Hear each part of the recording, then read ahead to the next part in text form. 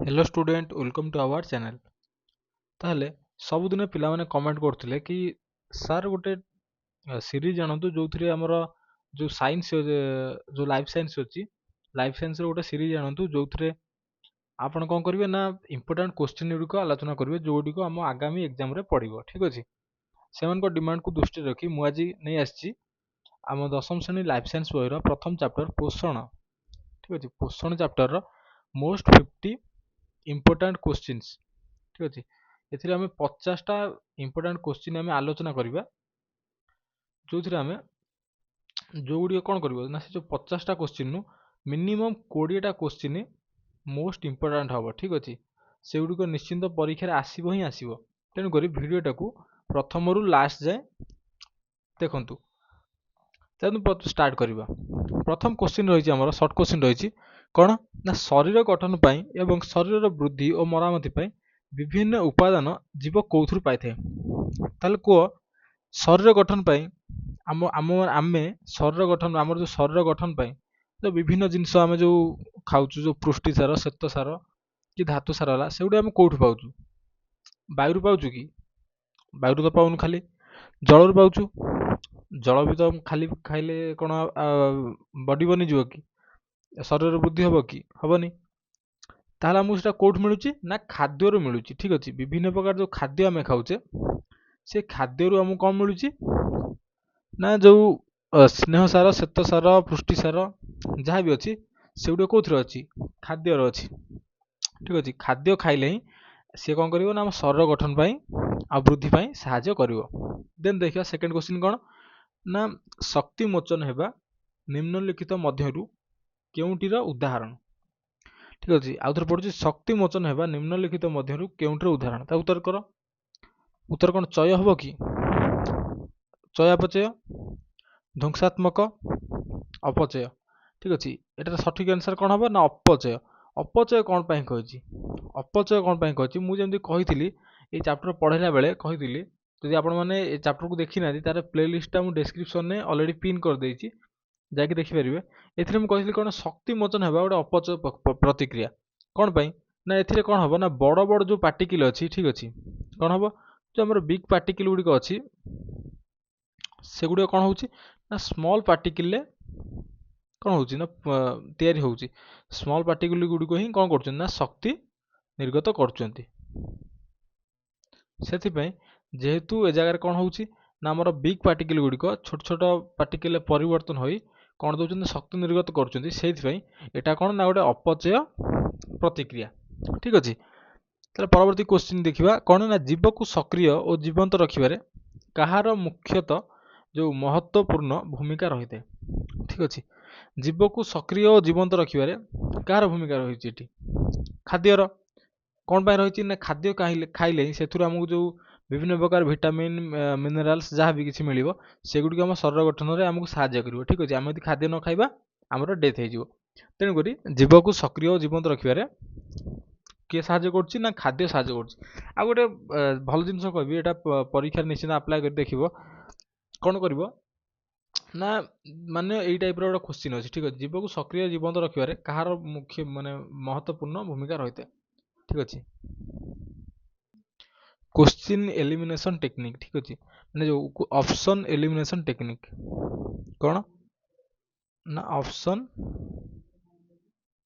Elimination technique. Option elimination technique कौन ना एथिरे हमें कौन करिबा हमर जो आंसर रहिछि। ठीक अछि, आंसर को खोजिया खोले हम जो चारटा ऑप्शन देछि ऑप्शन को एलिमिनेट करबा। हमें केमति करबा ना जीव को सक्रिय जीवंत रखिबारे कहार महत्वपूर्ण भूमिका रहिछि। ठीक अछि, चयापचय। चयापचय कौन या सहित खाप खाउछि कि? खाप खाउनी, ताले हम भूल कर दवा ए ऑप्शन टेकु। चय, चय कौन माने आंसर सहित खाप खाउछि कि? खाउनी, तेणु कर आकु भूल मार दवा। आ देखिबा कौन अपचय। ठीक अछि, अपचय कौन? अपचय आ सहित कौन खाप खाउछि कि? ए क्वेश्चन सहित खाप खाउनी, तेणु कर आंसर कौन हबो ऑटोमेटिक खाद्य ही यार आंसर हबो। ठीक अछि, सेटा होछि ऑप्शन एलिमिनेशन टेक्निक टा अप्लाई करिवो। एथिरे माने जेमि तुक्का जेमति कहंतिनी तुक्का मारी की पास करबा, एथिरे जो मन चाहे पास करिया में चाहे एमति ऑप्शन एलिमिनेशन करी आराम से पास हे परिवो। ठीक अछि, देन देखिबा 4 नंबर क्वेश्चन कौन देखिबा ना खाद्य को मुख्यतः केते भाग रे विभक्त करा हिछि। ठीक अछि, ମୁଁ ପୋଷଣ ଚାପ୍ଟରରେ କ'ଣ କହିଥିଲି, ଖାଦ୍ୟକୁ ମୁଖ୍ୟତଃ କେତେ ଭାଗ ବିଭକ୍ତ କରାଯାଇଥିଲା, ଆମର 6 ଭାଗରେ ବିଭକ୍ତ କରାଯାଇଥିଲା। କେତେ ଭାଗରେ? ନା 6 ଭାଗରେ ବିଭକ୍ତ କରାଯାଇଥିଲା। ପ୍ରଥମଟି କ'ଣ ନା କାର୍ବୋହାଇଡ୍ରେଟ୍। କ'ଣ ସେଇଟା? କାର୍ବୋହାଇଡ୍ରେଟ୍, ଶ୍ଵେତସାର। ଦ୍ୱିତୀୟଟି କ'ଣ ଥିଲା? ପୁଷ୍ଟିସାର। ତୃତୀୟଟି କ'ଣ ଥିଲା ଆମର? ସ୍ନେହସାର। ଚତୁର୍ଥଟି କ'ଣ ଥିଲା? ଧାତୁସାର। 5 ନମ୍ବରରେ କ'ଣ ଥିଲା? ଭିଟାମିନ୍। 6 ନମ୍ବରଟା କ'ଣ? 6 ନମ୍ବରଟା କ'ଣ ଥିଲା ନା ଜଳ। ଠିକ୍ ଅଛି। ତାହେଲେ ଖାଦ୍ୟକୁ ମୁଖ୍ୟତଃ ଆମର 6 ଭାଗରେ ବିଭକ୍ତ କରାଯାଇଛି। ପ୍ରଥମଟି କ'ଣ? ଶ୍ଵେତସାର। ଦ୍ୱିତୀୟଟି ହେଉଛି ପୃଷ୍ଟିସାର। ତୃତୀୟଟି ସ୍ନେହସାର। ଚତୁର୍ଥଟି ଧାତୁସାର। ପଞ୍ଚମଟି ଭିଟାମିନ୍। ଆଉ 6 ନମ୍ବରଟି କ'ଣ ନା ଜଳ। ଠିକ୍ ଅଛି। ସେଥିପାଇଁ ଉତ୍ତରଟା କ'ଣ ହେବ? 6 ପ୍ରକାର। ଠିକ୍ ଅଛି। ଦେନ୍ ଦେଖିବା କ'ଣ ନା ଆଳୁ ଭାତ ରୁଟିରେ ପ୍ରଚୁର ପରିମାଣରେ କ'ଣ ରହିଛି?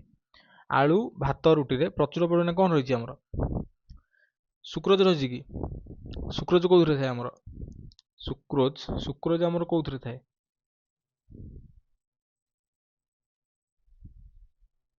ସୁକ୍ରୋଜ ଆମର କୋଉଥିରେ ଥାଏ?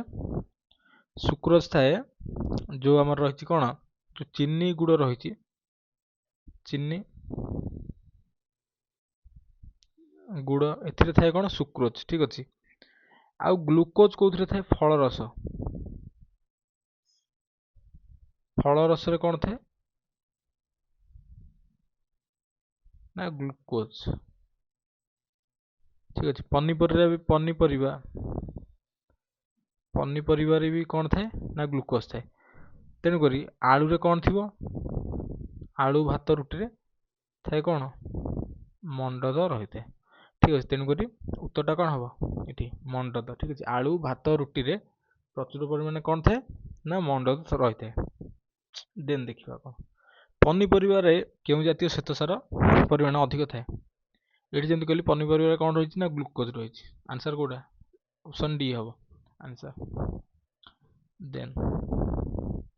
ଦେନ୍ ଆସିବା କ'ଣ, 1 ଗ୍ରାମ ଶ୍ଵେତସାରରୁ ପ୍ରାୟ କେତେ ଶକ୍ତି ନିର୍ଗତ ହୋଇଥାଏ? ଠିକ୍ ଅଛି। 1 ଗ୍ରାମ ଶ୍ଵେତସାରରୁ କେତେ ଶକ୍ତି ନିର୍ଗତ ହୋଇଥାଏ? ଏଟାର ଆନ୍ସର କ'ଣ ହେବ? ଅପସନ୍ ବି ହେବ କି? Option C? Option D? ଏର ଆନ୍ସର ହେବ କ'ଣ ନା 16 କେଜି। ଠିକ୍ ଅଛି। ମନେ ରଖିବ, ଆମର ଯୋଉ 1 ଗ୍ରାମ କାର୍ବୋହାଇଡ୍ରେଟରୁ 1 ଗ୍ରାମର କାର୍ବୋହାଇଡ୍ରେଟରୁ 16 କେଜିର ଏନର୍ଜି ରିଲିଜ ହେଉଛି। ମନେ ରହିଲା। ଦେନ୍ ଦେଖିବା କ'ଣ, କେଉଁ ପ୍ରକାର ଖାଦ୍ୟ ଶରୀର ବୃଦ୍ଧି ଓ ନୂତନ କୋଷ ଓ ତନ୍ତୁ ଗଠନରେ ଏକାନ୍ତ ଆବଶ୍ୟକ? ଠିକ୍ ଅଛି। କେଉଁ ପ୍ରକାର ଖାଦ୍ୟ ଶରୀର ବୃଦ୍ଧି, ନୂତନ କୋଷ ଓ ତନ୍ତୁ ଗଠନ ପାଇଁ ଏକାନ୍ତ ଆବଶ୍ୟକ? ଏଠି ଦେଖିବ ସ୍ନେହସାର। ସ୍ନେହସାର କ'ଣ? ସ୍ନେହସାର ହେଉଛି ଯୋଉ ଚର୍ବି ଜାତୀୟ ଖାଦ୍ୟ। এই ଚର୍ବି ଜାତୀୟ ଖାଦ୍ୟ କ'ଣ କରେ? ଆମ ଶରୀରକୁ, ମାନେ ଚର୍ବିଟା କ'ଣ କରୁଥିଲା? ଆମ ଶରୀରକୁ ଆସ୍ତରଣ କରି ରଖିଛି, ଯୋଉଟାକି ଆମ ଶରୀରକୁ ଉତ୍ତାପ ଯୋଗଉଛି ଜରୁରତ ଟାଇମରେ। ଶ୍ଵେତସାର କ'ଣ ନା ଆମ ଯୋଉ ବ୍ଲଡ ଯୋଉ ସୁଗାର ଅଛି ତାକୁ ମେଣ୍ଟେନ କରୁଛି। କୋଉଟା? ଶ୍ଵେତସାର ମେଣ୍ଟେନ କରୁଥିଲା।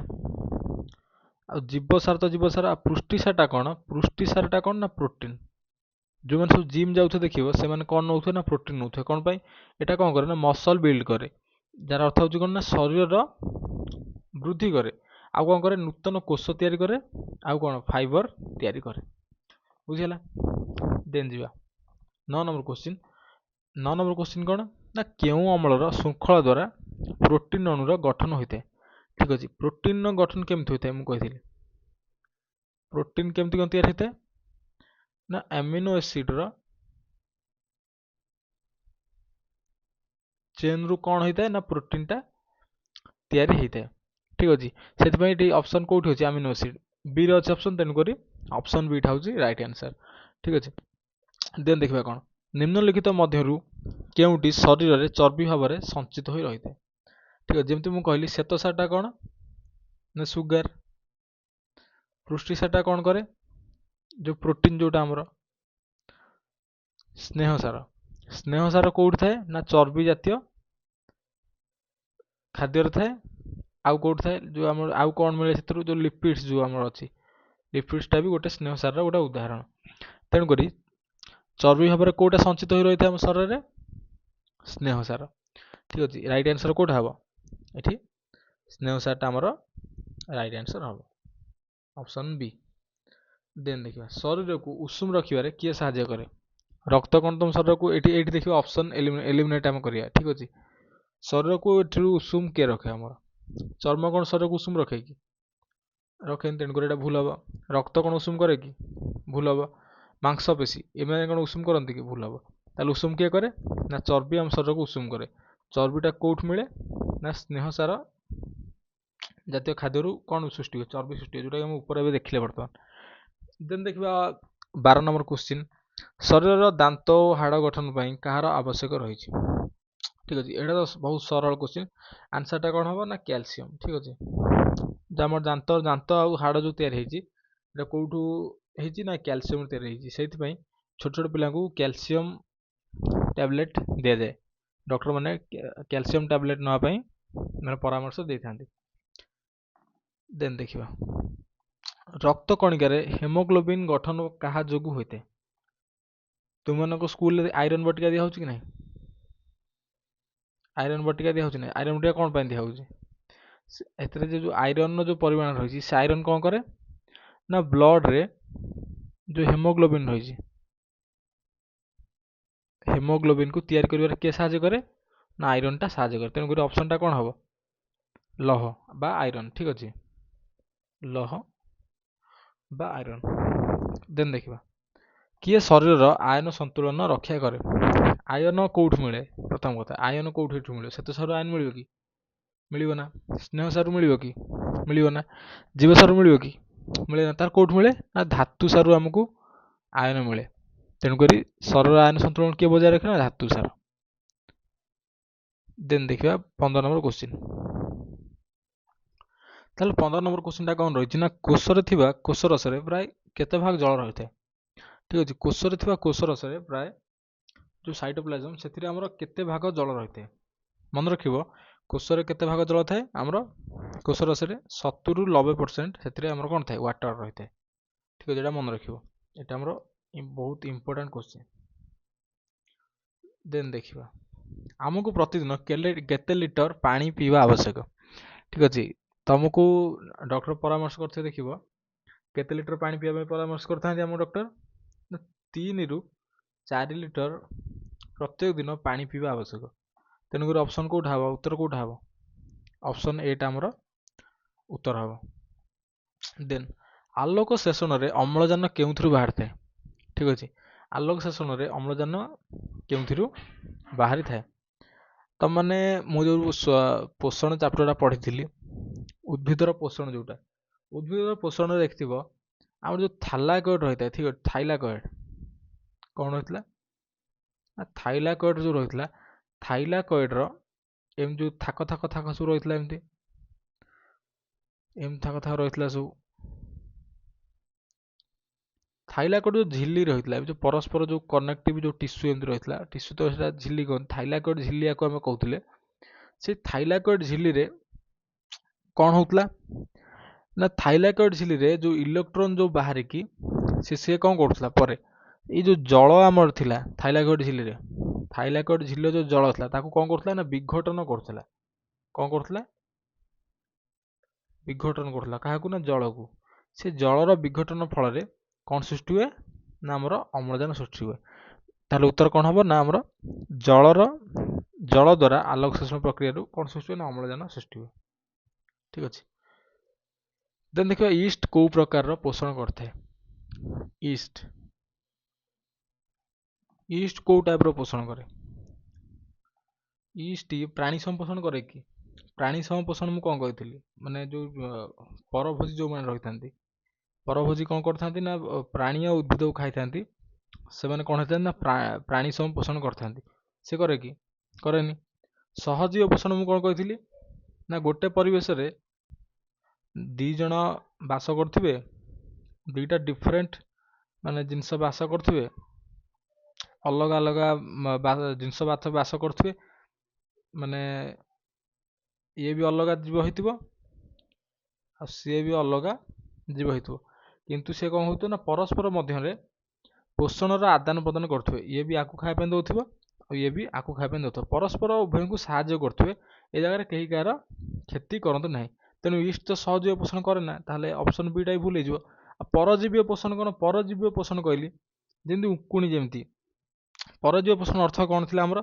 ପରଜୀବୀ ପୋଷଣ ଯେଉଁ ଜୀବନ୍ତ ଆମର ଥିଲା କ'ଣ? ଜୀବନ୍ତ ଶରୀର ଉପରେ କ'ଣ କରୁଥିଲେ? ସେ ଜୀବନ୍ତ ଅବସ୍ଥାରେ ଯେଉଁମାନେ ଏମାନଙ୍କଠାରୁ ପୋଷଣ ଗ୍ରହଣ କରୁଥିଲେ ସେମାନେ କ'ଣ ନା ପରଜୀବୀ ହୋଇଥାନ୍ତି। ଯେମିତିକି ଉଙ୍କୁଣି, ଜୋକ, ସେମାନେ କ'ଣ ପରଜୀବୀ ପୋଷଣ କରିଥାନ୍ତି। ତାହେଲେ ଏମାନେ କ'ଣ, ଇଷ୍ଟଟା କ'ଣ ଗୋଟେ ଜୀବନ୍ତ ଶରୀର ଉପରେ ନିଜର ପୋଷଣ କରେ କି? କରେ ନା। ତେଣୁକରି ପରଜୀବୀ ପୋଷଣ ବି ଭୁଲ ହେବ। ତାହେଲେ ଉତ୍ତର କେଉଁଟା ହେବ ନା ମୃତପଜୀବୀ ପୋଷଣ ଉତ୍ତର ହେବ, ଅପସନ୍ ସି।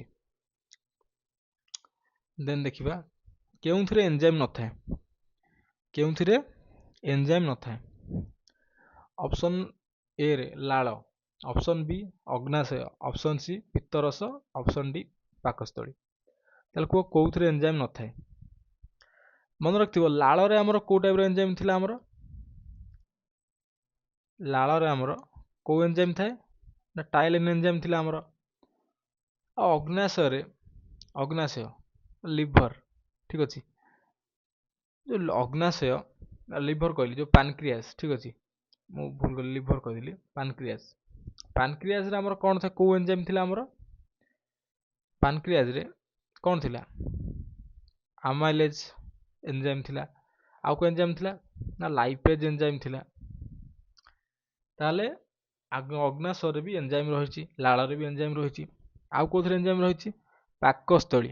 ପାକସ୍ଥଳୀ ଆମର କେଉଁ ଟାଇପ୍ର ଏନଜାଇମ୍ ଥିଲା? ପେପ୍ସିନ୍ ଥିଲା, ମନେ ଅଛି? ପେପ୍ସିନୋଜେନ୍ରେ ମାନେ ଇନ୍ଆକ୍ଟିଭ୍ ଷ୍ଟେଜ୍ରେ ଥିଲା ଯେଉଁଟା, ପେପ୍ସିନୋଜେନ୍ରୁ କ'ଣ ମିଳିଥିଲା ନା ପେପ୍ସିନ୍ ମିଳୁଥିଲା। ତାହେଲେ ଅପସନ୍ ସିଟା ବାକି ରହିଲା, ଯେଉଁଥିରୁ କ'ଣ ପିତ୍ତରସ ଯେଉଁ କେଉଁଠି ଖେଳିଥିବେ, ଆମ ଲିଭରରୁ ଯେଉଁ ପିତ୍ତରସ ଖେଳିଥିବେ ସେଥିରେ କ'ଣ ନା କୌଣସି ପ୍ରକାରର ଏନଜାଇମ୍ ନଥାଏ। ତେଣୁ ଆନ୍ସର୍ କେଉଁଟା ହେବ ନା ଆମର ପିତ୍ତରସ, ଠିକ୍ ଅଛି। ପିତ୍ତରସରେ କୌଣସି ପ୍ରକାରର ଏନଜାଇମ୍ ନଥାଏ। ଆନ୍ସର୍ ହେବ କ'ଣ ନା ଅପସନ୍ ସି। ଦେନ୍ ଦେଖିବା କିଏ ପରଜୀବୀ ପୋଷଣ କରେ, ଠିକ୍ ଅଛି। କିଏ ପରଜୀବୀ ପୋଷଣ କରେ? ଯେମିତି ମୁଁ କହିଲି ଇଷ୍ଟ ଆମର କେଉଁ ଟାଇପ୍ର ପୋଷଣ କରୁଥିଲା ନା ମୃତପଜୀବୀ।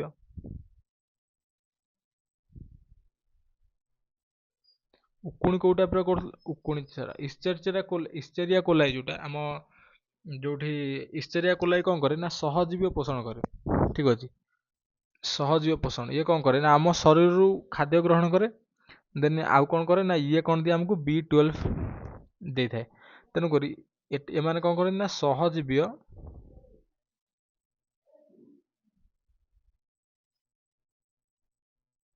ପୋଷଣ କରିଥାନ୍ତି। ଆଉ ଛତୁ କ'ଣ କରେ? ମୃତପଜୀବୀ ପୋଷଣ କରେ। ତାହେଲେ ବାକି କିଏ ରହିଲା? ବି ରହିଲା, ଯେଉଁଟା କ'ଣ ହେଉଛି ଉକୁଣି। ଉକୁଣି କ'ଣ କରେ ନା ପରଜୀବୀ ପୋଷଣ କରିଥାଏ। କ'ଣ ପାଇଁ? ପରଜୀବୀ କିଏ ହେଇଥାନ୍ତି? ଯେଉଁମାନେ ଜୀବନ୍ତ ଶରୀର ଉପରେ ନିର୍ଭର କରିଥାନ୍ତି ନିଜ ଖାଦ୍ୟ ପାଇଁ, ଠିକ୍ ଅଛି। ମାନେ ଜୀବନ୍ତ ଯେପର୍ଯ୍ୟନ୍ତ ସେ କ'ଣ ଶରୀର ବଞ୍ଚିଛି ସେ ପର୍ଯ୍ୟନ୍ତ ଏ ପରଜୀବୀ ମାନେ ତାଠାରୁ ଖାଦ୍ୟ ଗ୍ରହଣ କରିଥାନ୍ତି। ତେଣୁକରି ପରଜୀବୀ ପୋଷଣ କିଏ କରେ ନା ଉକୁଣି କରିଥାଏ। ସେଥିପାଇଁ ଅପସନ୍ ବି ହେଉଛି ଏହାର ଆନ୍ସର୍। ଦେନ୍ ଦେଖିବା କେଉଁଥିରେ ଲିପିଡ୍ସ ରହିଛି, ଠିକ୍ ଅଛି। ଲିପିଡ୍ସ ମାନେ କ'ଣ? ଲିପିଡ୍ସ ଯେଉଁ ଫ୍ୟାଟ୍, ଏମାନେ କ'ଣ କାହାର ଉଦାହରଣ? ଗୋଟେ ସ୍ନେହସାର ଉଦାହରଣ କି ନାହିଁ? ସ୍ନେହସାର ଉଦାହରଣ। ତାହେଲେ ଏଇ ଯେଉଁ ଖାଦ୍ୟ ମଧ୍ୟରୁ ସ୍ନେହସାର କେଉଁଥିରେ ଅଛି? ସ୍ନେହସାର ମାନେ ବୁଝିବ ତେଲ ଜାତୀୟ, ସମସ୍ତ ତେଲ ଜାତୀୟ ଖାଦ୍ୟରେ କ'ଣ ଥାଏ ନା ସ୍ନେହସାର ଥାଏ। ତେଣୁକରି ଲିପିଡ୍ସ କେଉଁଥିରେ ଥିବ? ତେଲ ଜାତୀୟ ଖାଦ୍ୟରେ ଥିବ, ତାମାନେ ତେଲ ଜାତୀୟ ଖାଦ୍ୟ। ଆଉ ଯେଉଁ ଅଣ୍ଡାର ଧଳା ଅଂଶ ରହିଲା ଏଥିରେ କ'ଣ ଥାଏ? ଆମର ପ୍ରୋଟିନ୍ ରହିଥାଏ। ଏଥିରେ ଆମର କ'ଣ ଥାଏ ନା କାର୍ବୋହାଇଡ୍ରେଟ୍ ଥାଏ ବା ଶ୍ଵେତସାର ଥାଏ, କାର୍ବୋହାଇଡ୍ରେଟ୍, ବୁଝିଗଲା। ଦେନ୍ ଦେଖିବା କେଉଁ ଉଦ୍ଭିଦଟି ପରଭୋଜୀ ନୁହେଁ, ଠିକ୍ ଅଛି। କେଉଁ ଉଦ୍ଭିଦଟି ପରଭୋଜୀ ନୁହେଁ? ଏଠି ଗୋଟେ ଜିନିଷ ଦେଖିପାରୁଥିବ, ଏଠି ଯଦି ଆମେ ଅପସନ୍ ଏଲିମିନେଟ୍ କରିବା, ଏ ଦେଖିଥିବ ରାଫ୍ଲେସିଆ। ରାଫ୍ଲେସିଆ ଗୋଟେ ପରଜୀବୀ ଉଦ୍ଭିଦ।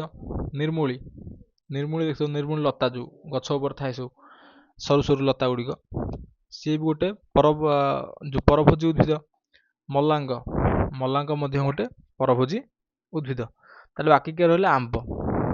ଆମ୍ବ କ'ଣ ଗୋଟେ ସ୍ୱଭୋଜି କି ନାହିଁ? ଆମ୍ବ ଆଲୋକ ଶୋଷଣ ପ୍ରକ୍ରିୟାରେ ନିଜର ଖାଦ୍ୟ ପ୍ରସ୍ତୁତ କରେ, ତେଣୁ ଆମ୍ବ ହେଉଛି ଏହାର ରାଇଟ୍ ଆନ୍ସର। ଠିକ୍ ଅଛି, ଇଏ ଗୋଟେ ପରଭୋଜି ନୁହେଁ, ଇଏ କ'ଣ ଗୋଟେ ସ୍ୱଭୋଜି ପୋଷଣ କରିଥାଏ। ଦେନ୍ ଦେଖିବା 23 ନମ୍ବର କ୍ୱେଶ୍ଚିନ୍ କ'ଣ ରହିଛି ନା ଅଗ୍ନାଶୟ ରସରେ ଥିବା ଏନଜାଇମ୍ କାହାକୁ ପଚନ କରେ। ଠିକ୍ ଅଛି, ଅଗ୍ନାଶୟ ରସରେ ଆମର କ'ଣ ଥାଏ ନା ଆମାଇଲେଜ୍ ଥାଏ ଆଉ ଲାଇପେଜ୍ ଥାଏ। ଠିକ୍ ଅଛି, ଅଗ୍ନାଶୟ ରସରେ ଆମର କ'ଣ ଥାଏ ନା ଆମର ଆମାଇଲେଜ୍ ଥାଏ, ଆଉ କ'ଣ ଥାଏ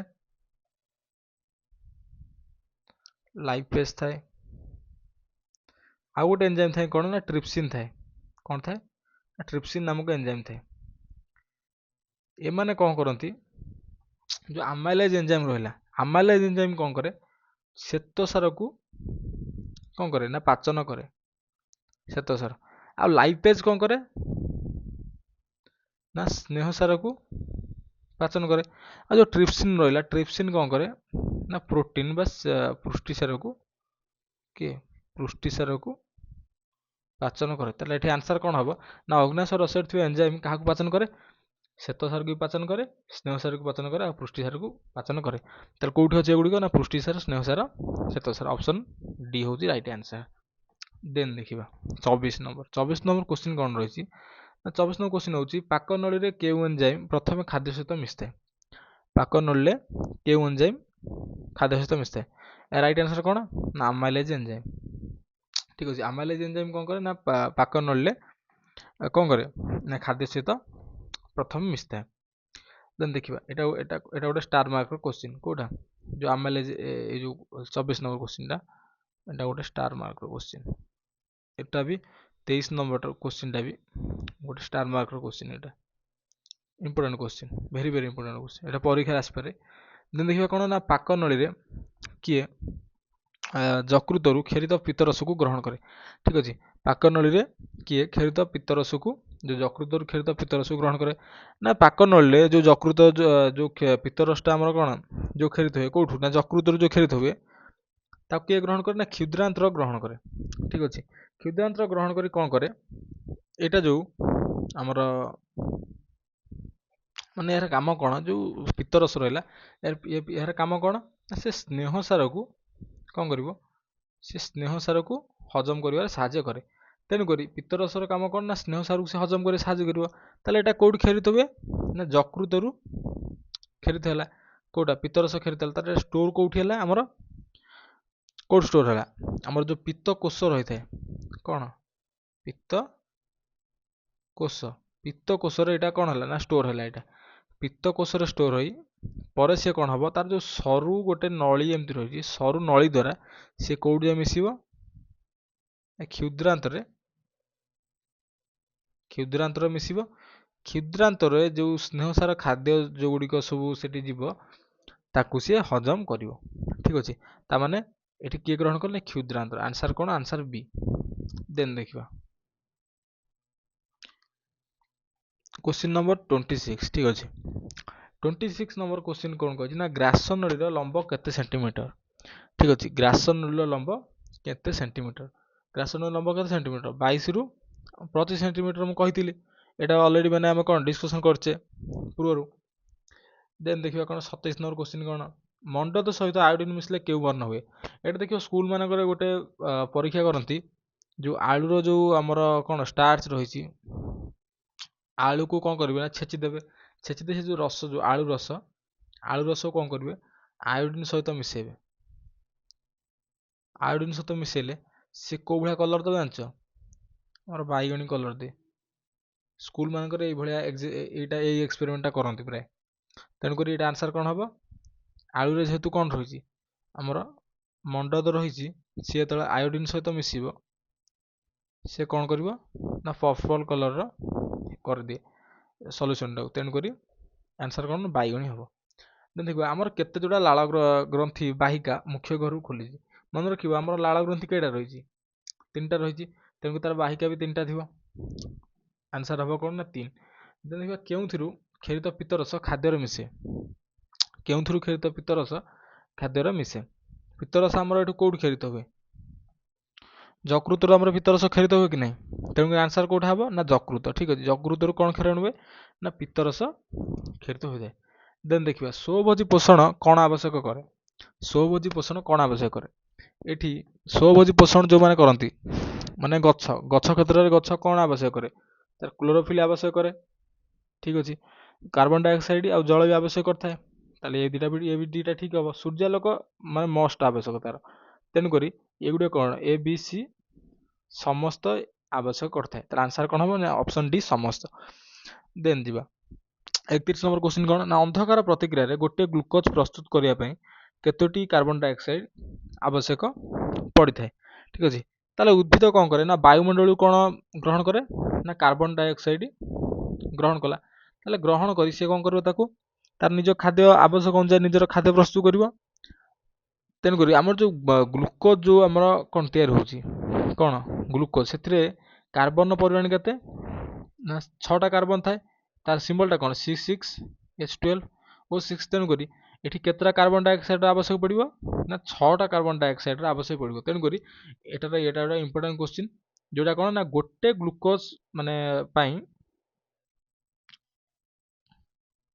ଗୋଟେ ଗ୍ଲୁକୋଜ୍ ଅଣୁ ପ୍ରସ୍ତୁତ କରିବା ପାଇଁ 6ଟା କାର୍ବନର ଆବଶ୍ୟକ ହୋଇଥାଏ। ବୁଝିହେଲା? ଠିକ ଅଛି। ଦେନ୍ ଦେଖିବା ମରୁ ଉଦ୍ଭିଦ ମାନେ କେଉଁ ସମୟରେ ବାୟୁମଣ୍ଡଳରୁ ଅମ୍ଳଜାନ ମାନେ ଯେଉଁ କାର୍ବନ ଡାଇଅକ୍ସାଇଡ୍ ଗ୍ରହଣ କରିଥାନ୍ତି? ଏଇଟା ଗୋଟେ ଇମ୍ପୋର୍ଟାଣ୍ଟ କ୍ୱେଶ୍ଚିନ୍।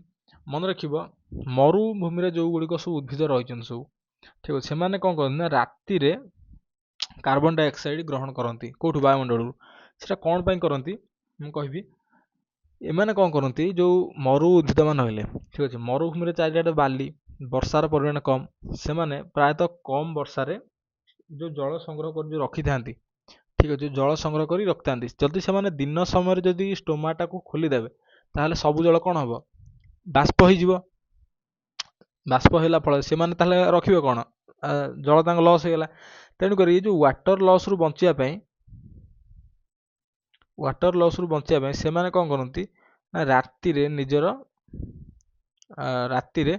ତାଙ୍କ ଯେଉଁ ଷ୍ଟୋମାଟାକୁ କ'ଣ କରନ୍ତି ନା ଓପନ୍ କରନ୍ତି। ଠିକ ଅଛି, ଷ୍ଟୋମାଟା ଓପନ୍ କଲେ ଯେଉଁଠି କ'ଣ ହେବ ନା ୱାଟର ଲସ୍ ତ ମାନେ ଜମା ବି ହେବନି, ତେଣୁକରି ସେମାନେ କ'ଣ କରନ୍ତି ନା ମରୁ ଉଦ୍ଭିଦ ମାନେ ରାତିରେ ହିଁ କ'ଣ କରନ୍ତି ବାୟୁମଣ୍ଡଳରୁ କାର୍ବନ ଡାଇଅକ୍ସାଇଡ୍ ଗ୍ରହଣ କରିଥାନ୍ତି। ଦେନ୍ ଦେଖିବା 33 ନମ୍ବର କ୍ୱେଶ୍ଚିନ୍। 33 ନମ୍ବର କ୍ୱେଶ୍ଚିନ୍ କ'ଣ କହୁଛି ନା ଆଲୋକ ଶ୍ଳେଷଣରେ ଅମ୍ଳଜାନ କେଉଁଥିରୁ ବାହାରିଥାଏ? ଠିକ ଅଛି, ଆଲୋକ ଶ୍ଳେଷଣ ପ୍ରକ୍ରିୟାରେ ଅମ୍ଳଜାନ କେଉଁଥିରୁ ବାହାରିଥାଏ? ତାହେଲେ ଆଲୋକ ଶ୍ଳେଷଣ ପ୍ରକ୍ରିୟା ଅମ୍ଳଜାନ କେଉଁଠୁ ବାହାରିଥାଏ? ମୁଁ ଯେମିତି ପୂର୍ବରୁ କହିଲି ଆମର କେଉଁଠୁ ମିଳେ ଅମ୍ଳଜାନ? କେଉଁଠୁ ମିଳିଥାଏ? ଜଳରୁ ଆମର କ'ଣ ଅମ୍ଳଜାନ ସୃଷ୍ଟି ହୁଏ। ଜଳର ବିଘଟନ ଘଟିବ କେଉଁଠି? ଥାଇଲାକଏଡ୍ ଝିଲ୍ଲିରେ ଜଳର ବିଘଟନ ଘଟିକି କ'ଣ ଆମକୁ ଦିଏ ନା ଅମ୍ଳଜାନ ସେଠି ସୃଷ୍ଟି ହୁଏ। ତେଣୁକରି ଆନ୍ସର କ'ଣ ହେବ? ଜଳ ହେବ। ଦେନ୍ ଦେଖିବା କ'ଣ ନା ଥାଇଲାକଏଡ୍ ଝିଲ୍ଲିରେ ପ୍ରବାହିତ ହେଉଥିବା ଇଲେକ୍ଟ୍ରନ୍ ପରିଶେଷରେ କେଉଁଠି ପହଞ୍ଚେ? ଠିକ ଅଛି, ଏଇଟା ଗୋଟେ star mark question, important question ଏଇଟା। ଥାଇଲାକଏଡ୍ ଝିଲ୍ଲିରେ ପ୍ରବାହିତ ହେଉଥିବା ଇଲେକ୍ଟ୍ରନ୍ ପରିଶେଷରେ କେଉଁଠି ପହଞ୍ଚେ? ଏଡିପିରେ ପହଞ୍ଚେ କି?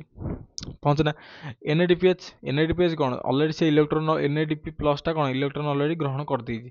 ସେଥିପାଇଁ ଆନ୍ସରଟା କ'ଣ ହେବ ଆମର ଏନ୍ଏଡିପିରେ ପହଞ୍ଚେ। ଏନ୍ଏଡିପିରେ ପହଞ୍ଚିଲେ କ'ଣ ହେବ? ଏ ଯେଉଁ ଏନ୍ଏଡିପି ରହିଛି ଆମର, ଏନ୍ଏଡିପିଟା କ'ଣ କରେ ନା ଏନ୍ଏଡିପି ପ୍ଲସ୍ କ'ଣ କରେ ନା ଇଲେକ୍ଟ୍ରନ୍ ଗ୍ରହଣ କରି କ'ଣ କରେ? ଇଲେକ୍ଟ୍ରନ୍ ଯେତେବେଳେ ଇଲେକ୍ଟ୍ରନ୍ ଗ୍ରହଣ କରିବ, ଇଲେକ୍ଟ୍ରନ୍ ଗ୍ରହଣ କରି କେଉଁଥିରେ ପରିଣତ ହୁଏ? ଏନ୍ଏଡିପିଏଚ୍ରେ ପରିଣତ ହେଉଛି। ଠିକ ଅଛି, ସେଥିପାଇଁ ଆନ୍ସର କ'ଣ ହେବ ନା ଆମର ଏନ୍ଏଡିପି ପ୍ଲସ୍ ହେବ ଆନ୍ସର। ଦେଖିବା କ'ଣ 35 ନମ୍ବର କ୍ୱେଶ୍ଚିନ୍, ଯେଉଁଟା ହେଉଛି କ'ଣ ବୟସ୍କ ବ୍ୟକ୍ତିଙ୍କ ପାଟିରେ କେତେ ଯୋଡ଼ା ଦାନ୍ତ ରହିଥାଏ? 16 ଯୋଡ଼ା ଦାନ୍ତ ରହିଥାଏ। 16 ଯୋଡ଼ା ମାନେ 32, ଟୋଟାଲ ଉପରେ 32ଟା ଦାନ୍ତ ରହିଥାଏ ଗୋଟେ ମାନେ ବୟସ୍କ ଇଏରେ। ତେଣୁକରି ଏଇଟା 32ଟାକୁ ଯଦି ଆମେ ଯୋଡ଼ାରେ ହିସାବ କରିବା କେତେ ଯୋଡ଼ା ହେବ? 16 + 16 ହେବ ମାନେ କେତେ? 16 ମିଶିଲେ କେତେ 32 ହେଉଛି ନାହିଁ। ତାମାନେ 16 ଯୋଡ଼ା ଆମର କ'ଣ 16 ଯୋଡ଼ା ଦାନ୍ତ ରହିଥାଏ କେଉଁଠି? ଗୋଟେ ବୟସ୍କ ବ୍ୟକ୍ତିର ପାଟିରେ 16 ଯୋଡ଼ା ଦାନ୍ତ ରହିଥାଏ। 16 32ଟି ଟୋଟାଲ ଦାନ୍ତ ରହିଥାଏ। ମନୁଷ୍ୟ ପାଟିରେ କେତେ ଯୋଡ଼ା ଲାଳ ଗ୍ରନ୍ଥି ରହିଥାଏ? ପୂର୍ବରୁ ଡିସ୍କସନ୍ କରିଛି 3ଟି ଲାଳ ଗ୍ରନ୍ଥି ରହିଥାଏ। ଏଇଠି ତୁମେ କନଫ୍ୟୁଜ୍ ହେବନି। ଯଦି ପରୀକ୍ଷାରେ ପଡ଼ିବ ବୟସ୍କ ବ୍ୟକ୍ତିଙ୍କ ପାଟିରେ କେତେଟା ଦାନ୍ତ ରହିଥାଏ, ତୁମେ କ'ଣ କରିବ ନା 32ଟା। ଯଦି ପଚାରିବ କେତେ ଯୋଡ଼ା ଦାନ୍ତ ରହିଥାଏ, ତାହେଲେ କ'ଣ କରିବ ନା 16 ଯୋଡ଼ା ଦାନ୍ତ ରହିଥାଏ। ପ୍ରାୟତଃ ପିଲା ଏଠି ମାନେ କ'ଣ କନଫ୍ୟୁଜ୍ ହେଇଯାନ୍ତି, ତୁମମାନେ କନଫ୍ୟୁଜ୍ ହେବନି। ଦେନ୍ ଦେଖିବା, ପାକ ନଳୀର କାହା ଦ୍ୱାରା ବଳକା ଜଳର ଅବଶୋଷଣ ହୋଇଥାଏ। ପାକ ନଳୀର କାହା ଦ୍ୱାରା ବଳକା ଜଳର ଅବଶୋଷଣ ହୋଇଥାଏ। ଆନ୍ସର୍ କ'ଣ ହେବ ନା ବୃହତନ୍ତ୍ର। ଠିକ୍ ଅଛି, ଆନ୍ସର୍ କ'ଣ ହେବ ନା ବୃହତନ୍ତ୍ର। ଦେନ୍ ଦେଖିବା 38 ଗ୍ରାମ ଯେଉଁ 38 ନମ୍ବର କ୍ୱେଶ୍ଚିନ୍ ଦେଖିବା କ'ଣ ନା 0.5 ଗ୍ରାମ ଶ୍ଵେତସାରରୁ କେତେ ପରିମାଣର ଶକ୍ତି ନିର୍ଗତ ହୋଇଥାଏ। ପୂର୍ବରୁ ଯେମିତି କହିଥିଲି, 1 ଗ୍ରାମ କାର୍ବୋହାଇଡ୍ରେଟ୍ରୁ କେତେ କେତେ ଶକ୍ତି ନିର୍ଗତ ହେଉଥିଲା ନା 16 କେଜିରେ ଶକ୍ତି ନିର୍ଗତ ହେଉଥିଲା, 16 କିଲୋ ଜୁଲ୍ର। ତାହେଲେ ଯେଉଁ ଆମର କ'ଣ, ଯଦି ଏଟାକୁ ଅଧା କରିଦେବା ମାନେ 0.5 ଗ୍ରାମ କରିଦେବା, ତାହେଲେ ଏଟା ବି 16 କିଲୋ ଜୁଲ୍ଟା ଅଧା ହେଇଯିବ କି ନାହିଁ। ତାହେଲେ ଏଇଟା କେତେ ହେବ, 8 କିଲୋ ଜୁଲ୍ ହେବ। ତାହେଲେ ଆନ୍ସର୍ କେଉଁଟା ହେବ, ଅପସନ୍ ସି ହେବ। 38 ନମ୍ବର ଆନ୍ସର୍ କେତେ ହେବ, ଅପସନ୍ ସି। ଏଟା ବି ଗୋଟେ ଷ୍ଟାର ମାର୍କ କ୍ୱେଶ୍ଚିନ୍। ଦେନ୍ ଦେଖିବା, ଗୋଟେ ଗ୍ଲୁକୋଜ୍ ଅଣୁ ପ୍ରସ୍ତୁତ ପାଇଁ କେତୋଟି ଅଙ୍ଗାରକ ପରମାଣୁ ଦରକାର। ଏହାର ସିମ୍ବଲ ମୁଁ କ'ଣ କହିଥିଲି ଗ୍ଲୁକୋଜ୍ର, C6H12O6। ତାହେଲେ କାର୍ବନ ପରିମାଣ କେତେଟା, 6ଟା। ତାହେଲେ ଅପସନ୍ ବି ହେବ। ଦେନ୍ ଦେଖିବା, ବୟସ୍କ ବ୍ୟକ୍ତିଙ୍କ ପାକ ନଳୀର ଦୈର୍ଘ୍ୟ କେତେ। ଠିକ୍ ଅଛି, ବୟସ୍କ ବ୍ୟକ୍ତିଙ୍କ ପାକ ନଳୀର ଦୈର୍ଘ୍ୟ କେତେ, 6ରୁ 9 ମିଟର। ଷ୍ଟାର ମାର୍କ କ୍ୱେଶ୍ଚିନ୍ ଏଇଟା ଗୋଟେ। ଦେନ୍ ଦେଖିବା କ'ଣ, 41 ନମ୍ବର କ୍ୱେଶ୍ଚିନ୍ କ'ଣ, ବଳକା ଗ୍ଲୁକୋଜ୍ ଗ୍ଲାଇକୋଜେନ୍ ରୂପେ କେଉଁଠାରେ ଗଚ୍ଛିତ ହୁଏ। ଯେଉଁ ବଳକା ଗ୍ଲୁକୋଜ୍ ରହିଲା ସେ ଗ୍ଲାଇକୋଜେନ୍ ରୂପେ କେଉଁଠାରେ ଗଚ୍ଛିତ ହୁଏ। ମନେ ରଖିବ, ଏଇଟା କେଉଁଠି ଗଚ୍ଛିତ ଜାଣିଛ, ଯକୃତରେ ଏଇଟା ମାନେ କ'ଣ ଗଚ୍ଛିତ ହୁଏ। କ'ଣ ପାଇଁ ଗଠିତ ମାନେ କ'ଣ, ଯେଉଁ ଯକୃତ କ'ଣ କରେ, ଯେତେବେଳେ ଆମ ଶରୀରରେ ଯେତେବେଳେ ଲୋ ସୁଗାର ଯେତେବେଳେ ହେବ, ଠିକ୍ ଅଛି, ଯେତେବେଳେ ଶରୀରରେ ଲୋ ସୁଗାର ହେବ, ଆମ ଶରୀର ଆମକୁ କ'ଣ କରେ, ମୁଣ୍ଡ ବୁଲାଏ। ତାକୁ ମେଣ୍ଟେନ୍ କରିବା ପାଇଁ, ଲୋ ସୁଗାରକୁ ମେଣ୍ଟେନ୍ କରିବା ପାଇଁ ସେ ଯେଉଁ ଗ୍ଲାଇକୋଜେନ୍ କ'ଣ କରେ, ଯେଉଁ ଲିଭରରେ ଯେଉଁ ଆମର କ'ଣ ରହିଲା ନା ଗ୍ଲାଇକୋଜେନ୍ ରହିଲା, କ'ଣ ରହିଲା ନା ଗ୍ଲାଇକୋଜେନ୍ ରହିଲା, ସେଟା କେଉଁଠି କ'ଣ ପରିଣତ ହେବ ନା ଗ୍ଲୁକୋଜ୍ରେ ପରିଣତ ହେବ। ତ ଗ୍ଲୁକୋଜ୍ଟା କେଉଁ ଜାତୀୟ ଆମର, ଶ୍ଵେତସାର। ତେଣୁକରି ଏଇ ଗ୍ଲୁକୋଜ୍ ଯାଇକି ପରେ କ'ଣ କରିବ ନା ଏ ଯେଉଁ ଲୋ ସୁଗାରକୁ ମେଣ୍ଟେନ୍ କରିବ। ଠିକ୍ ଅଛି, ମେଣ୍ଟେନ୍ ଲୋ ସୁଗାର। ତେଣୁକରି ଏଇଟା କେଉଁଠି ଗଚ୍ଛିତ ହୁଏ ନା ଯକୃତରେ ଗଚ୍ଛିତ ହୋଇ ରହେ। ତାହେଲେ 42 ନମ୍ବର କ୍ୱେଶ୍ଚିନ୍ ଦେଖିବା କ'ଣ। 42 ନମ୍ବର କ୍ୱେଶ୍ଚିନ୍ରେ କ'ଣ ଦେଇଛି ନା କେଉଁ ପ୍ରକ୍ରିୟାଟି ଆଲୋକ ଶେଷଣରେ ଘଟିଥାଏ।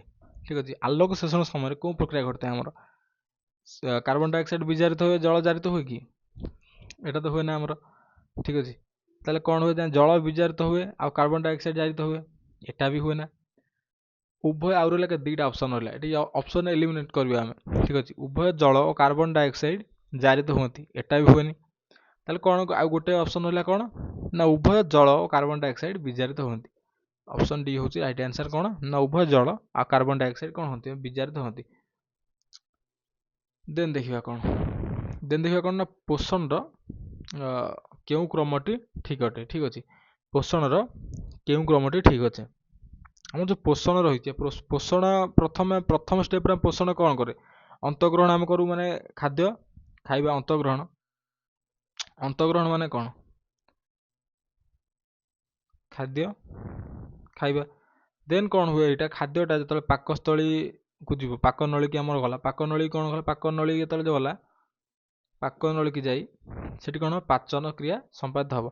ତାପରେ କ'ଣ ହୁଏ, ଆମର ସେଥିରୁ ଯେଉଁ ଜିନିଷ ଆମକୁ ମିଳେ, ତାହା ଯେଉଁ ରସ ଯେଉଁ ମିଳେ, ତାହା କ'ଣ ହୁଏ ନା ଶୋଷଣ ହୁଏ, ଆମ ଶରୀରରେ ଶୋଷଣ ହେବ। ତାପରେ କ'ଣ ହେବ ନା ଏଇଟା ଆମ ଶରୀରରେ କାର୍ଯ୍ୟରେ ଲାଗିବ ବା ଆତ୍ମୀକରଣ ଦ୍ୱାରା ସମ୍ପାଦିତ ହୁଏ।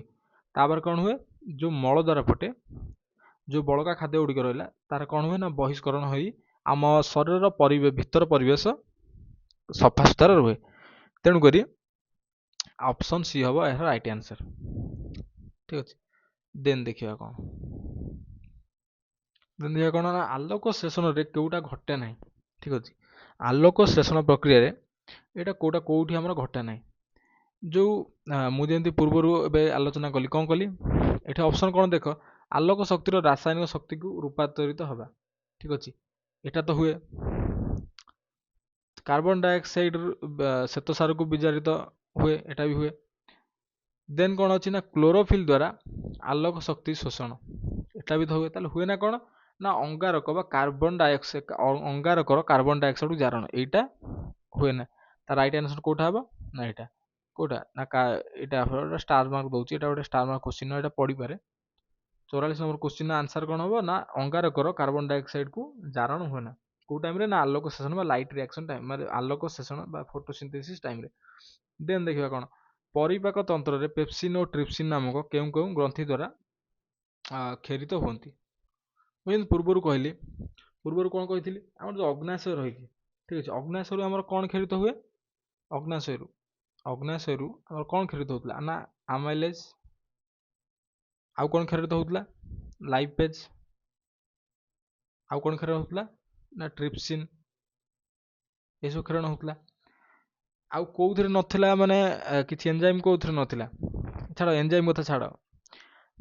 ଦେନ୍ ଦେଖିବା କ'ଣ ନା ଅଗ୍ନାଶୟ ଆମର ଏଠି ଅପସନ୍ ଏଲିମିନେଟ୍ କରିବା। ଅଗ୍ନାଶୟ କୋଉ କୋଉ ଅପସନ୍ ସବୁ ଅଗ୍ନାଶୟ ରହିଛି, କାରଣ ଟ୍ରିପ୍ସିନ୍ ଜାଗାରେ କ'ଣ ଅଛି, ଟ୍ରିପ୍ସିନ୍ କୋଉଠି କ୍ଷରିତ ହୁଏ, ମୁଁ କହିଲି ନା ଅଗ୍ନାଶୟରୁ କ୍ଷରିତ ହୁଏ। ଦେନ୍ ଯେଉଁ ଅପସନ୍ରେ ଅଗ୍ନାଶୟ ଥିବ ସେଟା କ'ଣ ହେବ ରାଇଟ୍ ଆନ୍ସର ହେବ। ଠିକ୍ ଅଛି, ଏଠି ଦେଖିବ ଏଇ ଯେଉଁ ଅପସନ୍ ବିରେ ଅଗ୍ନାଶୟ କୋଉଠି ନାହିଁ, ତେଣୁ ଏଇଟା କ'ଣ ହେବ ଭୁଲ ହେଇଗଲା। ତାହେଲେ ଅଗ୍ନାଶୟ ତିନିଟା କ୍ୱେଶ୍ଚିନ୍ରେ ତିନିଟାରେ ଅଗ୍ନାଶୟ ଆମର ରହିଲେ। ତାହେଲେ ମୁଁ ଆଉ ଗୋଟେ ଜିନିଷ କ'ଣ କହିଥିଲା ପେପ୍ସିନ୍, ଠିକ୍ ଅଛି, ପେପ୍ସିନ୍ ଆମର କୋଉଠି କ୍ଷରିତ ହେଉଥିଲା, ପେପ୍ସିନ୍ ଆମର କୋଉଠି ଥିଲା ନା ପାକସ୍ଥଳୀରେ ଆମର କ'ଣ ଥିଲା, ଷ୍ଟୋମାକ୍ରେ ଆମର କ'ଣ ଥିଲା ନା ପେପ୍ସିନ୍ ଥିଲା, ପେପ୍ସିନ୍ଟା। ଦେନ୍ ଦେଖିବା ଷ୍ଟୋମାକ୍ ଏଠି ବା ପାକସ୍ଥଳୀ କୋଉ କୋଉ ଅପସନ୍ ଅଛି, ଅପସନ୍ ଏରେ ତ ନାହିଁ, ତାହେଲେ ଭୁଲ ହେଲା। ଅପସନ୍ ସିରେ ବି ନାହିଁ, ଭୁଲ ହେଲା। ଦେନ୍ ଦେଖିବା କ'ଣ ନା ଅପସନ୍ ଡିଟା ଦେଖିପାରୁଥିବ, ଏଠି କ'ଣ ଅଛି ପାକସ୍ଥଳୀ ବି ଅଛି, ଅଗ୍ନାଶୟ ଅଛି, ତାହେଲେ ଅପସନ୍ ଡିଟା ହିଁ ହେଉଛି ଏହାର କରେକ୍ଟ ଆନ୍ସର। ଠିକ୍ ଅଛି, ଟ୍ରିପ୍ସିନ୍ଟା କୋଉଠୁ କ୍ଷରିତ ହୁଏ ଅଗ୍ନାଶୟରୁ, ଆଉ ପେପ୍ସିନ୍ଟା କୋଉଠୁ କ୍ଷରିତ ହୁଏ ନା ପାକସ୍ଥଳୀରୁ। ତାହେଲେ ଦେଖିବା 46 ନମ୍ବର କ୍ୱେଶ୍ଚିନ୍ ଦେଖିବା। ମନୁଷ୍ୟର ପାକନଳୀରେ ଅଂଶଗୁଡ଼ିକ ସଠିକ୍ କ୍ରମ କୋଉଟା, ଠିକ୍ ଅଛି, ମନୁଷ୍ୟର ଯେଉଁ ପାକନଳୀ ରହିଛି ତାର ସଠିକ୍ କ୍ରମ ଏଇଟା କୋଉଠି ହେବ। ଠିକ୍ ଅଛି, ପାଟି ଅଛି ଆମର, ପାଟି 1 ନମ୍ବର କୋଉଟା ହେବ ପାଟି। ଠିକ୍ ଅଛି, 1 ନମ୍ବର ଆମର ପାଟି ହେଲା, ପାଟି ସବୁଥିରେ ତ 1 ନମ୍ବର ପାଟି ଅଛି। ପାଟି ପରେ କ'ଣ ପାକସ୍ଥଳୀ ଆମର ରହିଛି କି, ପାଟି ପରେ କ'ଣ ରହିଛି ଆମର ଗଳା ରହିଛି ବା ନିଗଳ ରହିଛି, ଏଇଟା କ'ଣ ହେବ ନିଗଳ କୋଉଥିରେ ଅଛି। ତାହେଲେ ଏଠି କ'ଣ ହେବ ଅପସନ୍ ଏଟା ଭୁଲ ହେଇଗଲା, ଅପସନ୍ ଡିଟା ଦେଖିବ ନିଗଳ ନାହିଁ, ତାହେଲେ ଅପସନ୍ ଡିଟା ଭୁଲ ହେଇଗଲା। ଅପସନ୍ ବି ଆଉ ସି ରହିଲା ଯେଉଁଥିରେ ନିଗଳ ରହିଛି, ନିଗଳ ପରେ କ'ଣ ରହିଛି ନା ପାକସ୍ଥଳୀ ରହିଛି। ଠିକ୍ ଅଛି, ଅପସନ୍ ବିରେ ବି ପାକସ୍ଥଳୀ ଅଛି, ଅପସନ୍ ସିରେ ବି ପାକସ୍ଥଳୀ ଅଛି। ତାପରେ କ'ଣ ରହିଛି ଆମର ନା କ୍ଷୁଦ୍ରାନ୍ତ୍ର ରହିଛି। ଠିକ୍ ଅଛି, କ୍ଷୁଦ୍ରାନ୍ତ୍ର, କିନ୍ତୁ ଏଠି କ'ଣ ଅଛି, ଏଠି ବୃହଦାନ୍ତ୍ର ଅଛି, ତା ମାନେ ଅପସନ୍ ବିଟା ବି ଭୁଲ ହେଲା। ତାର ଆନ୍ସର କୋଉଟା ହେବ ଅପସନ୍ ସି ହେବ। ପାକସ୍ଥଳୀ ପରେ କ'ଣ 4 ନମ୍ବରରେ ଆମର କ୍ଷୁଦ୍ରାନ୍ତ୍ର, ଆଉ 5 ନମ୍ବରରେ କ'ଣ ରହିଥାଏ ନା ବୃହଦାନ୍ତ୍ର, ଅପସନ୍ ସିଟା ତା ମାନେ ରାଇଟ୍ ଆନ୍ସର ହେଲା।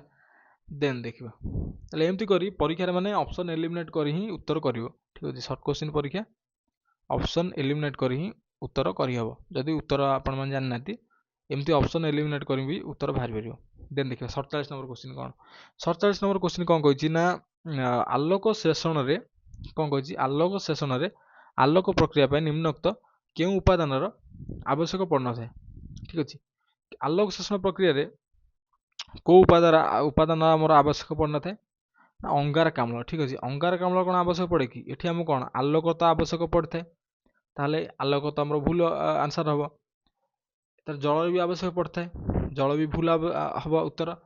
ପତ୍ରହରିତ ବି ଆବଶ୍ୟକ ଆମର ପଡ଼ିଥାଏ, ପତ୍ରଟା କୋଉଠି ଥାଏ, ପତ୍ରରେ ଥାଏ, ଯୋଉଟାକି ଆଲୋକ ରଶ୍ମି ଗ୍ରହଣ କରେ, ତେଣୁ ଏଟା ବି ଭୁଲ ଆନ୍ସର ହେବ। ତାହେଲେ ଦରକାର କୋଉଟା ପଡ଼େ ନା ଆମର ଅଙ୍ଗାରକାମ୍ଳଟା ଦରକାର ପଡ଼ିନଥାଏ, ତାହେଲେ ଅଙ୍ଗାରକାମ୍ଳଟା ହେବ ରାଇଟ୍ ଆନ୍ସର ଅପସନ୍ ଯେଉଁ କ୍ୱେଶ୍ଚିନ୍ 47ର। ଠିକ୍ ଅଛି, ଅପସନ୍ ହେଉଛି ସି ହେଉଛି ରାଇଟ୍ ଆନ୍ସର। 48 ନମ୍ବର କ୍ୱେଶ୍ଚିନ୍ ଦେଖିବା କ'ଣ ନା ଆଲୋକ ଶେଷଣକୁ ଆଲୋକ ପ୍ରକ୍ରିୟା ଅନ୍ଧକାର ପ୍ରକ୍ରିୟା ଭାବେ କିଏ ପ୍ରଥମେ ବିଭକ୍ତ କରିଥିଲେ, ବ୍ଲାକମ୍ୟାନ୍ ବିଭକ୍ତ କରିଥିଲେ କି ନାହିଁ, ବ୍ଲାକମ୍ୟାନ୍, ଫେଡରିକ୍ ବ୍ଲାକମ୍ୟାନ୍, ତାଙ୍କ ନାଁ କ'ଣ ଥିଲା ନା ଫେଡରିକ୍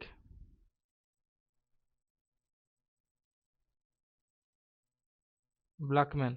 କେତେ ମସିହାରେ କରିଥିଲେ ନା 1905 ମସିହାରେ କରିଥିଲେ, ମନେ ରଖିବ 1905 ମସିହାରେ କିଏ କରିଥିଲେ ନା ଫେଡରିକ୍ ବ୍ଲାକମ୍ୟାନ୍। ଏଟା ଗୋଟେ ଷ୍ଟାର ମାର୍କ କ୍ୱେଶ୍ଚିନ୍ ଏଇଟା, ତେଣୁକରି ଆନ୍ସର କ'ଣ ହେବ 48 ନମ୍ବର ଆନ୍ସର କ'ଣ ହେବ ଅପସନ୍ ଏ ହେବ ଆନ୍ସର। ଠିକ୍, କେଲଭିନ୍ ଚକ୍ରକୁ କିଏ କରିଥିଲେ ନା କେଲଭିନ୍ କରିଥିଲେ, ମେଲଭିନ୍ କେଲଭିନ୍। ତେଣୁକରି ଅପସନ୍ ଏଟା ହେଉଛି ଏହାର ରାଇଟ୍ ଆନ୍ସର୍। ବୁଝିହେଲା। ତାହେଲେ ଦେଖିବା 49 ନମ୍ବର କ୍ୱେଶ୍ଚିନ୍ ଦେଖିବା। ପାକନଳୀର କୌଣସି କେଉଁ ଅଂଶରେ ଖାଦ୍ୟର କୌଣସି ପରିବର୍ତ୍ତନ ଘଟେ ନାହିଁ? ପାକନଳୀ ଯେଉଁ ମୁଖ, ଗହ୍ୱର, ନିଗଳ, ପାକସ୍ଥଳୀ, କ୍ଷୁଦ୍ରାନ୍ତ୍ର, ବୃହନ୍ତ୍ର ଏମାନଙ୍କୁ ନେଇ ଏମାନଙ୍କୁ ନେଇ କ'ଣ ଗଠିତ ଆମର? ନା ପାକନଳୀ ଗଠିତ ହୋଇଛି। ତାହେଲେ ପାକନଳୀ ମୁଖ ଗହ୍ୱର ମାନେ କ'ଣ? ଆମ ଯେଉଁ ପାଟି ପାଖାପାଖି, ପାଟିରେ କ'ଣ ହୁଏ? ଖାଦ୍ୟର ପରିବର୍ତ୍ତନ ଘଟେ କି ନାହିଁ? ସେଥିରେ ଏଞ୍ଜାଇମ୍ ମିଶେ, ଆଉ ଚର୍ବଣ କରୁ, ଖାଦ୍ୟର ପରିବର୍ତ୍ତନ ଘଟୁଛି। ପାକସ୍ଥଳୀରେ ବି ଏଞ୍ଜାଇମ୍ ଅଛି, ସେଠି ବି ଖାଦ୍ୟର ପରିବର୍ତ୍ତନ ଘଟୁଛି। କ୍ଷୁଦ୍ରାନ୍ତରେ ବି ଆମର କ'ଣ ଖାଦ୍ୟର ପରିବର୍ତ୍ତନ ଘଟୁଛି। ତାହେଲେ ପରିବର୍ତ୍ତନ କେଉଁଠି ଘଟୁନି ଖାଦ୍ୟର? ନିଗଳ ରହିଛି ଆମର କ'ଣ ନିଗଳରେ ବା ଗଳାରେ ଖାଦ୍ୟର କୌଣସି ପରିବର୍ତ୍ତନ ଘଟେ ନାହିଁ। ଠିକ୍ ଅଛି। ଗଳାରେ କେବଳ ଗିଳିବା ପାଇଁ ହିଁ ଆମର କ'ଣ ଗଳା ରହିଛି।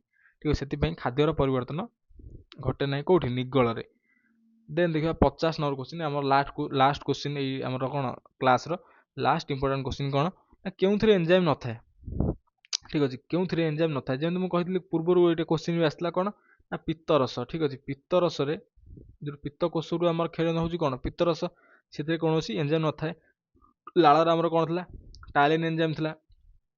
ଟାଇଲିନ୍ ଏଞ୍ଜାଇମ୍ କେଉଁଥିରେ ଥିଲା? ଲାଳରେ ପିଟାଇଲିନ୍। ଠିକ୍ ଅଛି। ଲାଳରେ ଥିଲା ଆମର କ'ଣ? ଟାଇଲିନ୍ ଏଞ୍ଜାଇମ୍ ଥିଲା। ଆଉ ଅଗ୍ନାଶୟରେ କ'ଣ ଥିଲା? ନା ଆମାଇଲେଜ୍, ଲାଇପେଜ୍, ଟ୍ରିପ୍ସିନ୍ ଥିଲା। ଆଉ ଲବଣାମ୍ଳ କ'ଣ? ଏଟା ଗୋଟେ ମାନେ ଲବଣାମ୍ଳ।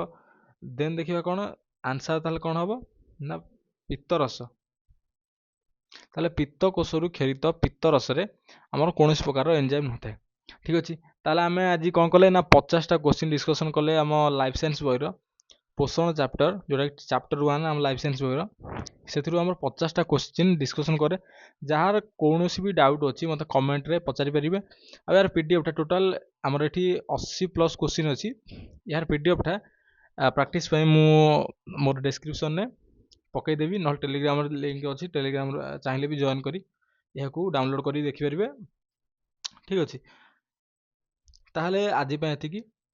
ଭିଡ଼ିଓଟି ପସନ୍ଦ ଆସିଥିଲେ ଭିଡ଼ିଓକୁ ଲାଇକ୍ କରିବେ, ଆଉ ଚ୍ୟାନେଲକୁ ସବସ୍କ୍ରାଇବ୍ କରିବେ। ଜୟ ଜଗନ୍ନାଥ।